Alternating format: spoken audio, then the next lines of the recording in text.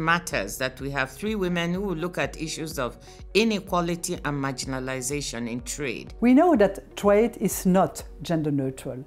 Diversity in leadership matters, not just in trade.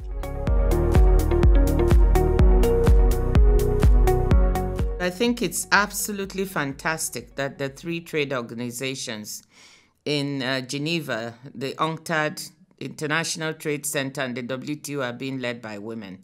Beyond the symbolic significance, I think it matters that we have three women who will look at issues of inequality and marginalization in trade and bring the marginalized populations, to bring micro, medium, and small enterprises, bring women into the mainstream of trade. It shows that we, women, are in the highest decision-making roles, and this contributes to changing the narrative of how women are perceived and seen.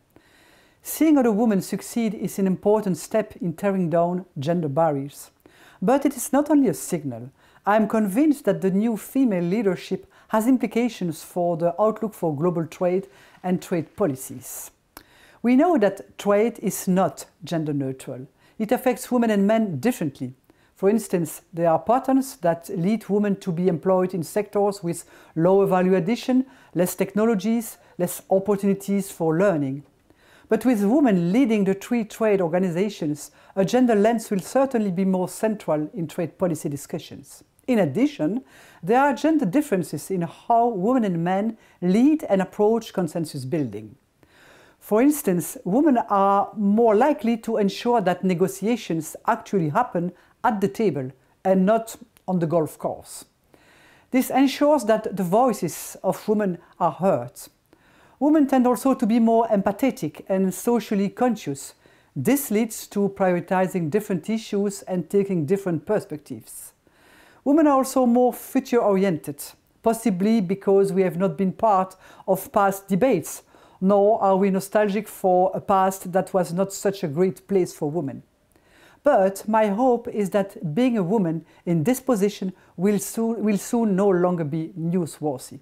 Three women leading the three trade organizations is not just important symbolically, but it is transformational and it is historic. And it's a long time coming. This sends important signals on gender equity, especially given the underrepresentation of women in leadership positions. Diversity in leadership matters, not just in trade.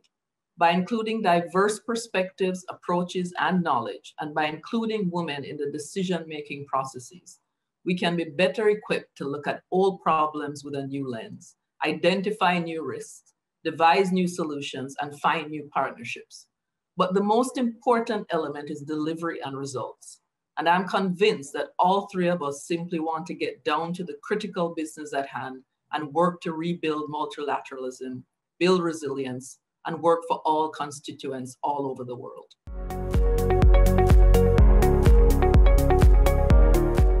Well, I think there are two or three issues we need to look at to boost recovery. The first is the health aspects of recovery. It's absolutely a top priority for me that we should look at how to make equitable and affordable access to vaccines, therapeutics, and diagnostics happen. It's unconscionable that any countries or people should be waiting for any of these medical products. And we know that until we tackle the health challenges, we'll not be able to really get a handle on the economic challenges and return to a sustainable growth path that will spell recovery from the pandemic. So that's a really important priority. Second is the issue of what can trade do to boost the economic recovery. How can we liberalize trade in certain sectors to make sure that, supply chains stay open and work, and that countries can produce more and sell more? So what can trade contribute to that? It's a priority for me that export restrictions and prohibitions that have been put by countries during this time of the pandemic be dropped or minimized or phased out very quickly so that we can have a freer flow of goods and intermediate inputs. So those are two top priorities that I think we need to focus on to boost economic recovery. Quel que soit notre sexe, notre première responsabilité ensemble est de veiller à ce que nos institutions contribuent à faire du commerce un véritable outil de relance, en particulier pour les pays, les groupes et les secteurs qui ont payé le prix fort de la pandémie. Ma priorité est que tout ce que nous leur fournissons comme analyse, données, soutien technique et intergouvernemental leur permette d'orienter leur relance vers des secteurs et des stratégies plus inclusives et plus vertes. Le changement climatique est en effet la plus grande menace pour les générations actuelles et futures. Les pays doivent donc de toute urgence commencer à planifier et à mettre en œuvre des actions visant à adapter leur production et leur commerce aux effets impitoyables du changement climatique. Quelles meilleures méthodes de production? Quels nouveaux avantages comparatifs? Quels investissements? Quelle diversification de leurs économies? Quelle intégration régionale et quelle chaîne de valeur cela implique-t-il? J'ai le même souci d'équité par rapport à la révolution numérique. Comment les pays en développement peuvent-ils en tirer le meilleur bénéfice pour leur développement et en devenir des acteurs, alors même que le numérique est devenu le moteur de l'économie? Le Covid nous a d'ailleurs montré l'importance des infrastructures, des politiques et des compétences numériques. Nous avons besoin plus que jamais de la coopération, de l'expertise et de l'expérience de tous pour construire le chemin de la reprise, car nous savons tous que les pays sont loin d'être à l'égalité devant tous ces enjeux. My top priority to boost recovery can be encapsulated in two words: empowerment and equality. Empowerment by building MSME resilience through partnership, empowerment for recovery through pivoting towards greener trade. ITC will launch a new ambitious initiative to support MSMEs and green trade. We will work with MSMEs to help them to adopt more sustainable practices, pursue opportunities in the circular economy, and participate in greener supply chains.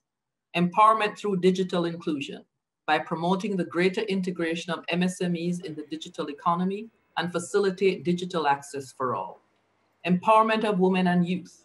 Our dedicated She Trades program will lead the way on women's economic empowerment, and we will continue to work with governments to build an ecosystem supportive of new and innovative jobs for youth.